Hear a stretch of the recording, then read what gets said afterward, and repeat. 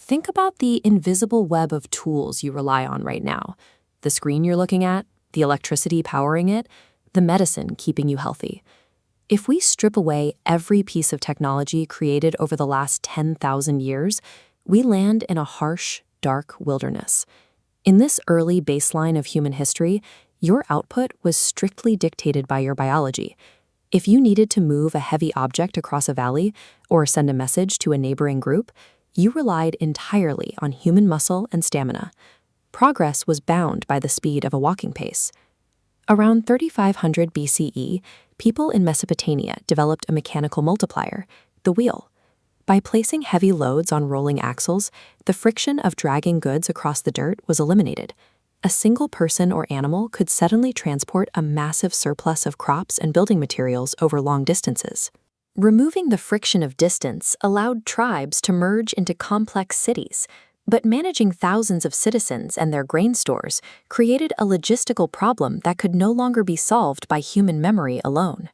Early complex societies hit a hard ceiling. Information existed only in the minds of the people who lived there. When a record keeper or an elder died, their accumulated knowledge, the laws they established, and the history they remembered vanished with them. Look closely at this ancient clay tablet. Around 3200 BCE, the Sumerians began pressing these repeating marks into wet clay to create cuneiform. Abstract thoughts, debt records, and laws were physically systematized within these organized grid-like sections. Clay and stone preserved data, but they were heavy and expensive to move. By 105 CE, Chinese artisans refined papermaking using plant fibers and racks. Information was suddenly decoupled from heavy earth. It became a lightweight commodity that could be rolled up, packed in a saddlebag, and exported across borders. Removing knowledge from the fragile human brain allowed ideas to survive across generations. A scholar could pick up exactly where a previous thinker left off, which created the necessary conditions for further scientific progress. Even with paper, reproducing a book during the Middle Ages required a scribe to manually copy out every single word by hand. This bottleneck meant written knowledge remained expensive and restricted to elite scholars and clergy. In the 1450s, Johannes Gutenberg developed a system using movable metal type. Instead of writing letters individually, a page of text could be set once in an iron frame, inked and stamped onto paper repeatedly. Notice the precise alignment in this early printed text. These identical and uniformly spaced columns of Gothic typeface show how mechanization replaced the inconsistent hand of a scribe.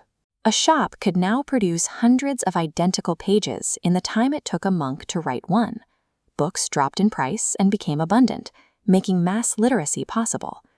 By making data accessible to millions, this mechanical reproduction of thought directly enabled the rapid exchange of ideas seen during the scientific revolution and the Enlightenment.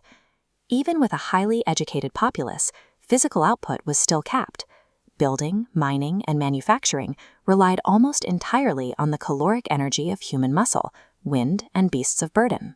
In the 18th century, inventors like James Watt allowed steam engines to convert the energy of coal and water into efficient mechanical power. Humans had found a way to extract immense force from the Earth's raw elements. A single locomotive engine, driven by pressurized steam pushing these heavy iron mechanics, could pull hundreds of tons of freight across a continent. This mechanical energy eclipses animal transport and fueled the Industrial Revolution. Soon after, 19th century pioneers developed practical electrical systems. By spinning a magnet inside a coil of wire, power could be generated at a central plant and sent through wires directly into homes, hospitals, and factories miles away. This combination of force and energy allowed the industrial city to take its modern shape, dictating where and how we lived. As cities expanded, the remaining barriers of geographic isolation fell. The late 19th century saw the development of practical motor vehicles, allowing immediate, flexible personal travel, while the invention of the telephone enabled real-time connection. This early wall-mounted telephone converted the air pressure of human speech into an electrical signal. For the first time, you could speak into a physical mouthpiece and hear a voice from someone across the continent. But packing millions of interconnected people into dense industrial cities created a lethal vulnerability. These tight urban populations became efficient breeding grounds for infectious pathogens like smallpox, which devastated global populations. This schematic illustrates the biological defense we developed to fight back. Starting in 1796 with Edward Jenner's work, vaccines introduced a deactivated version of a pathogen to the body. This trains your immune cells to forge an antibody that perfectly matches the virus, neutralizing it before an infection occurs. Without this medical defense constantly neutralizing outbreaks, the dense, interconnected society we built with trains, cars, and factories would have struggled to survive its own diseases. By the late 20th century, we had tamed distance, darkness, and disease.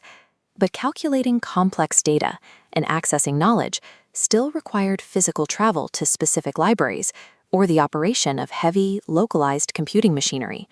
Just look at the immense physical footprint of early data processing. You see massive magnetic tape reels and dedicated human operators managing the hardware. Computing was powerful, but it was strictly isolated to individual rooms. In 1969, researchers sent a data packet over telephone lines to link isolated machines, creating a shared digital environment. That initial link rapidly expanded, absorbing past inventions. Trade routes, text, and communication merged into a single global network. The modern world relies on a compounding series of technologies. Every solved limitation, the friction of travel, the fragility of memory, or the constraints of muscle, became the infrastructure for a new set of tools. Of these 10 inventions, which do you think had the greatest impact on human history? Let us know in the comments and subscribe for more deep dives into our world's mechanics.